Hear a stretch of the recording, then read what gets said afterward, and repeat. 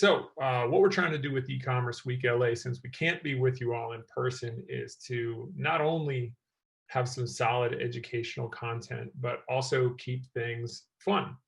And I'm really excited for this one and to bring out Tabitha Park, who's a photographer and Skillshare instructor, to drop some knowledge in a quick workshop around product photography and 5 tips to enhance your digital presence, brought to you by our e-commerce week LA sponsor Square. And a couple notes real quick. Good product photography is vital to grab a customer's attention and get them to buy. With this session, hopefully what we will all take away are a few key lessons on creating beautiful and consistent product photography for your website, social media, e-commerce platforms, and you can easily duplicate whether you're the one behind the camera or not. And so no, I've been told there's no special equipment or photography skills required, but we are going to all get a nice education here from Tabitha. So go ahead and take over.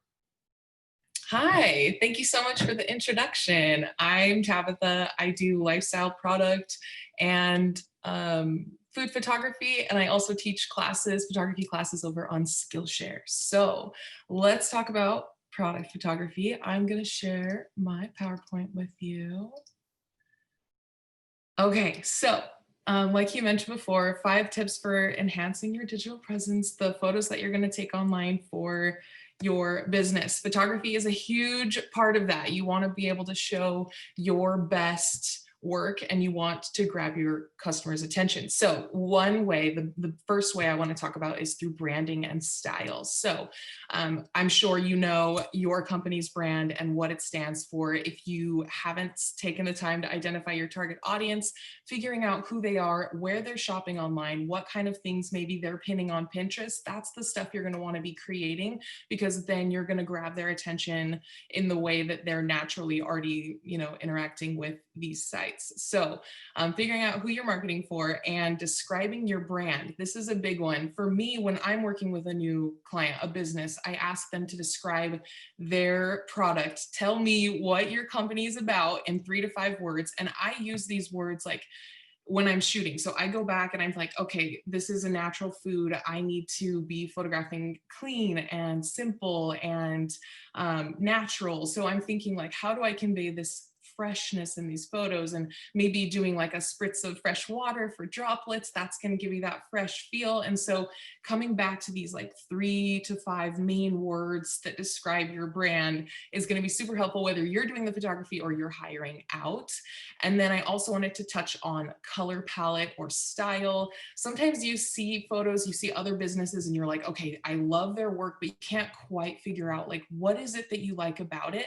And so having these photographic styles where you can describe these types of photos to either your content creator or yourself, or figuring that out. So these 4 photos that I've got here are kind of 4 examples that I've outlined. So light and airy, that would be the first picture. We've got a lot of white in the photo.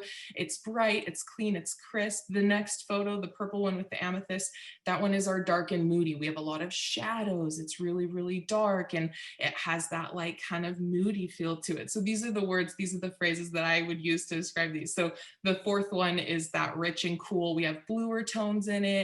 The colors are super vibrant. And then this 4th photo with this little girl, we've got some sun haze. That's going to give it a warm, kind of cozy feel. These 4 photos were all taken by me. So they're going to kind of feel like they fit together all like just like this. But if you're pursuing like the look of like that light and airy feel, you're going to want to avoid having some of these other styles, just so that when people see your work online, they see your brand, they get your ad, they know exactly who you are. They're like, oh, this is this brand. I can tell because that's what their photography looks like. The next thing I wanted to talk about is incorporating movement. I see a ton of really still really kind of flat images online of products. And it's nice, they're beautiful photos, but adding a little bit of movement, adding a little bit of aliveness to your photos can be a huge helper. So if you're selling products that are like clothing, fashion, like showing that object in motion is going to help the customer see like, how does the fabric fall? How is it going to feel on me? What am I going to look like when I'm twirling in the street, kind of a thing. So it's going to give that person connection with your product, and it's also going to give them information about the product. One quick way to incorporate movement or that kind of human feel is to photograph hands. So I have to photograph my hands a lot. You can see my hands like sprinkling the chocolate on top of the parfait.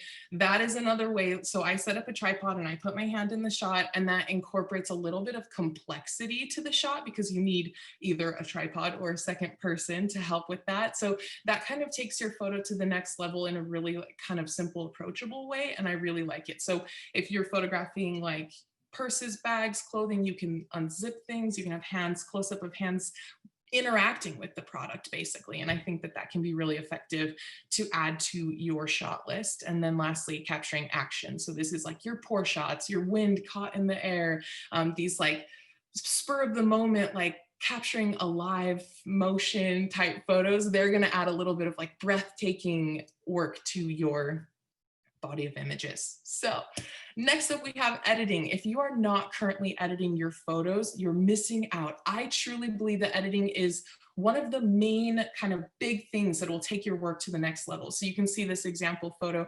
I have this honey dipper that my dad made, and he's like asking me to photograph it for him. I took this picture really quick with my phone and it looks gray and kind of drab, and that's normal. Your phone and your camera on auto are designed to even out the brights and the darks in a photo. So you're gonna get kind of grayish photos. So if you're used to seeing this and you're like, what am I doing wrong? It's that you're not editing. You gotta edit. It's truly going to take your work to the next level. These are both, that's the same photo. I edited it with my phone and it looks great. The whites are white, the sparkle in the honey, it's sharp and crisp. It looks awesome. If you've already edited your photos or you're currently editing and you're like, I don't know where I go next, I would recommend retouching. If you look at my second example with the coconut, it's very subtle. Both of these have been edited, but the second one has been retouched. So if you look closely, you can see that I've kind of blurred out that line where the backgrounds meet. So it's super smooth. That's not something the user's going to get their eyes caught on when they're viewing this photo. If you look super close on the coconut meat, I've like clone stamped all those little coconut specks out, so it's just really white and clean and simple. You can painstakingly try to take all that out by hand while you're setting it up, but for me, for my workflow, it's way faster to just like tick it all out in Lightroom and get it all done. So that brings us to our tools. What tools do I use? I work on desktop and I shoot most of my work with a DSLR, so I'm going to be using Adobe Lightroom Classic. It's a subscription, so you pay $10 a month for an Adobe subscription. They have a photography plan with Lightroom, Photoshop, and Lightroom Mobile. Lightroom Mobile is free to download, but it's missing the retouching and the preset capabilities, so you can still edit with Lightroom Mobile for free. But if you want the full like suite of capability of tools, you're gonna have to pay for the subscription. If you're looking for something for free and you're gonna edit your photos with your phone, I highly recommend Snapseed. It's totally free. It has retouching capabilities. It's pretty slick and easy to work with. There's gonna be a little step-by-step kind of walking you through it in the app. And then lastly, I wanted to recommend the VSCO app. It's going to be a little more artsy. There's a lot more like filters there, kind of one-click edits. I don't use it a ton just because I like to have a lot more control, but it is a tool that I've used before that I would recommend.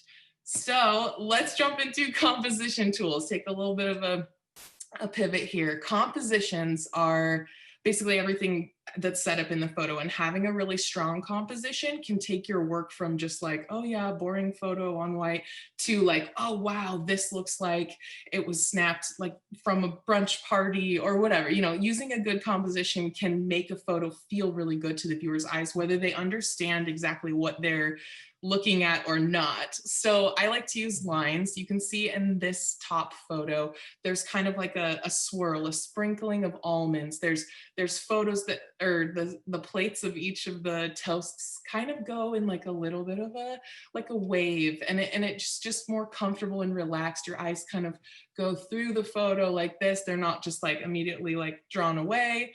And so that's one way that I like to do it. This photo also has a lot of repetition. So if you look at the little honey jar, that would be like your product. It's got that hexagonal shape with the circle. And then I've repeated that pattern through the coasters, which are also hexagonal. The glassware has a hexagonal bottom. The plates are round, just like the opening. The blueberries are round. And then lastly, we have the almond shaped toast and the almonds that kind of go in. So I've put a lot of intention into this photo, repeating shapes and getting it to be really captivating to the viewer. So you may not have known like what exactly it was about this photo that maybe you were drawn to, if at all, but like knowing that after the fact and then planning for that in the future can really take your photos to the next step. Just putting in that little bit of how do we get it there from where we are. Another way that I like to improve my photos or improve the body of work in general is to incorporate some negative space. So that's basically leaving an intentional blank spot in the photo for your eyes to just kind of rest. You want to make sure especially if you're curating an Instagram feed, people will see your feed as a whole. And if you're posting like a lot of photos that are like a lot of information, lots of texture, super close up, really busy, looking at your feed as a whole is going to be quite distracting and confusing. And so incorporating occasional photos where there's just like kind of a lot of blank space, maybe a big sky, that kind of thing, it's really going to help break up that monotony of a feed, if that makes sense.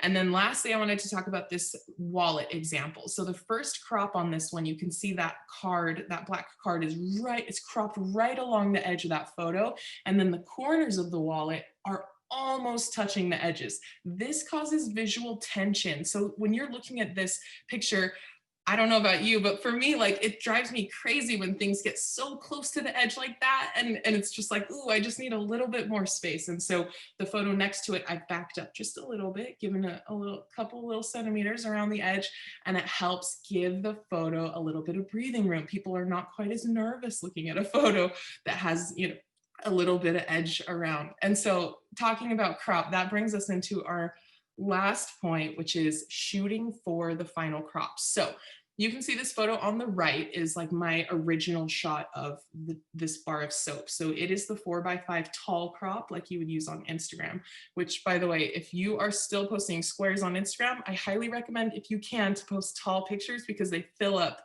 a screen better. A square photo is going to take up like a half of your screen and a tall is going to take up a lot more. So your photo is going to be really immersive if you're using the tall crop versus the square crop. There is still a place for the square crop, which is why I've included it here. So you can see my original photo, I can crop down into a square and then I can also crop even closer into like a 16:9 shape, which would be great for like video covers like on YouTube, or your Facebook ads are going to be that shape. You can crop it even wider for your Etsy shop banner that's going to be like on the top of your Etsy shop. So thinking about this before you start shooting or being able to convey this to your photographer, just basically saying like, especially if you're on a budget, like if you have dynamic cropping within one photo, you're going to save money, right? You're not buying the close up and the far away, you're buying the far away and then you can crop in to make it a close up. I think that that's a super effective way to kind of stretch your buck there. And again, when in doubt, take a step back, give your photo just a little bit of room. You can always crop in. And that is something that I kind of had to learn the hard way, not being able to like post the photo the size I want on my grid and feeling like, why didn't I just step back? But yeah, so this is a ton of information I've just thrown at you. So what are our next steps? Let's talk about that. So from here, what I would like to see is spending the time to define your brand, figuring out what it is that you want. What are you trying to convey and who are you talking to? That is like essential. Next, getting the best tool for the job. So when you're editing, making sure you're using the editing tool that works best for you. So like I mentioned before, if you're shooting with the DSLR and you're working on desktop, Lightroom Classic is king. I love Lightroom. I've been using it for 10 years. I have a 2-hour class on how to use Lightroom. If you're like, I don't know about Lightroom, that sounds scary, or find someone who's really good at it.